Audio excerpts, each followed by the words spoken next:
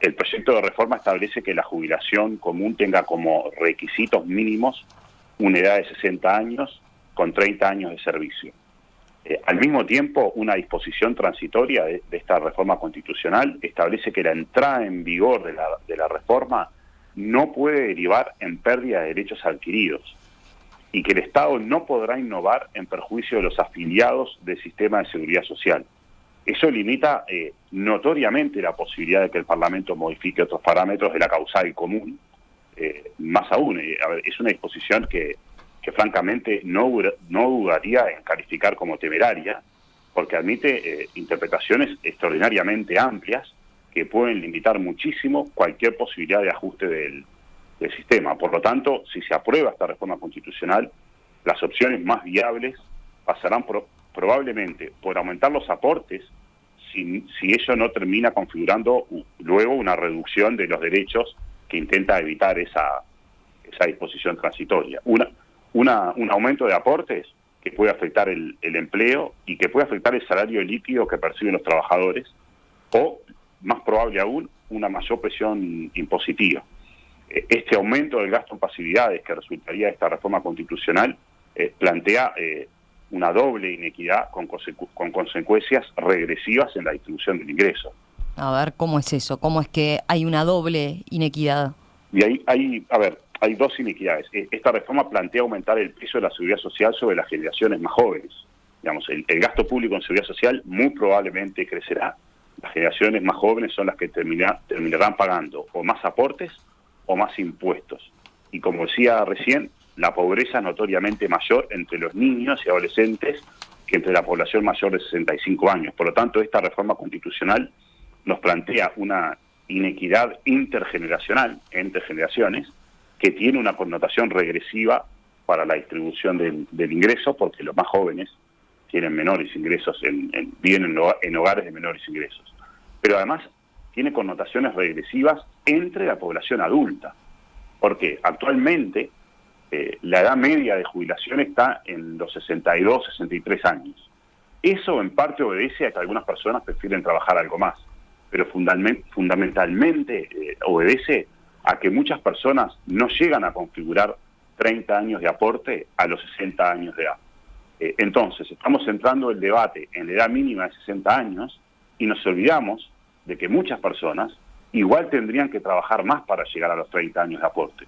Así está el verdadero problema que tiene nuestro sistema de seguridad social. ¿Y quiénes son los que se van a beneficiar de esta disposición? Las personas que han tenido las mejores trayectorias laborales, con pocos episodios de desempleo. Las personas que han estado menos tiempo desempleados suelen ser las personas que también han logrado las mejores remuneraciones. Esta segunda inequidad también es claramente regresiva, favorece a las personas que tienen mejores ingresos. Esto es lo que hace a la edad de retiro que se establece en el proyecto de reforma constitucional, pero hay otra disposición que también conduce a un aumento del gasto en pasividades. ¿A qué disposición concretamente te estás refiriendo? A la que establece que ninguna jubilación y ninguna pensión podrá ser menor que el salario mínimo nacional. No tenemos cómo saber con precisión cuánto puede costar esta disposición a partir de la información pública, digamos. El Banco de Previsión Social seguramente tiene cómo hacer ese cálculo, debería hacerlo y comunicarlo rápidamente. Pero la norma en sí va a conducir, digamos, si es aprobada, a un aumento de las pasividades que probablemente sería muy significativo, porque hay muchas pasividades que individualmente están por debajo del salario mínimo nacional. Resulta temerario, en mi opinión, de nuevo uso ese mismo adjetivo, hacer esta propuesta sin contar con una cuantificación del costo de la medida.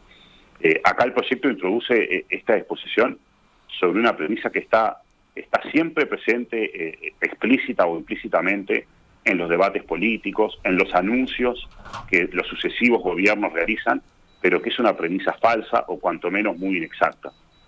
En Uruguay solemos asociar pasividad baja con pobreza o con falta de ingresos, y seguramente hay personas con pasividades bajas y con bajos ingresos, pero es un hecho que hay relativamente pocos pasivos que viven en hogares pobres, porque la pobreza entre los mayores de 65 años es de 2,5%.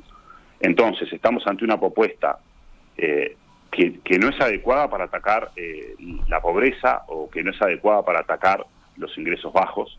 La norma está muy mal redactada porque ni siquiera se toma la precaución de que los ingresos de la persona resulten bajos. Una persona puede tener una pensión, una jubilación, cada una de ellas por debajo del salario mínimo nacional, y con esta norma eventualmente se le van a incrementar las dos prestaciones. Mucho menos mira la norma si la persona tiene otros ingresos, por ejemplo, que provengan de rentas. Tampoco mira los ingresos de todo el hogar, que es lo que en definitiva determina si las personas están en situación de pobreza o no. Como política para combatir la pobreza o los bajos ingresos está francamente muy mal diseñada. Y a su vez, esto de subir así las pasividades mínimas puede también alentar la subdeclaración de aportes en los segmentos de ingresos bajos, porque aportar por todos los ingresos o por menos puede hacer muy poca diferencia si seguimos subiendo las pasividades mínimas.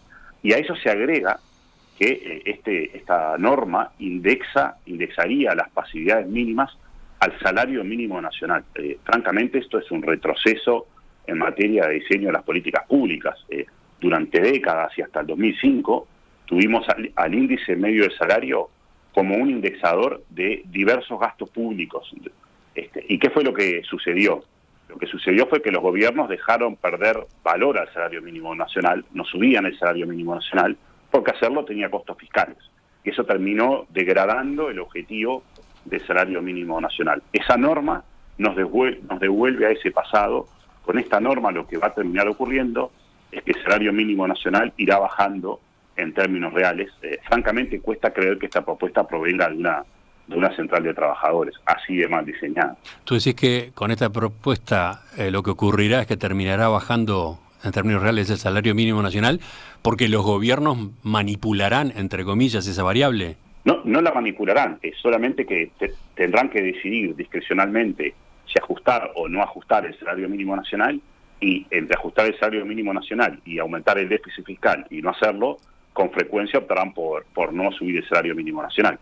Esto es una predicción, digamos, obviamente puede terminar siendo incorrecta, pero es lo que ocurrió durante décadas hasta que cambiamos, hasta que se introdujeron las bases, las prestaciones básicas que separaron el salario mínimo nacional de todos los demás gastos públicos, ¿sí?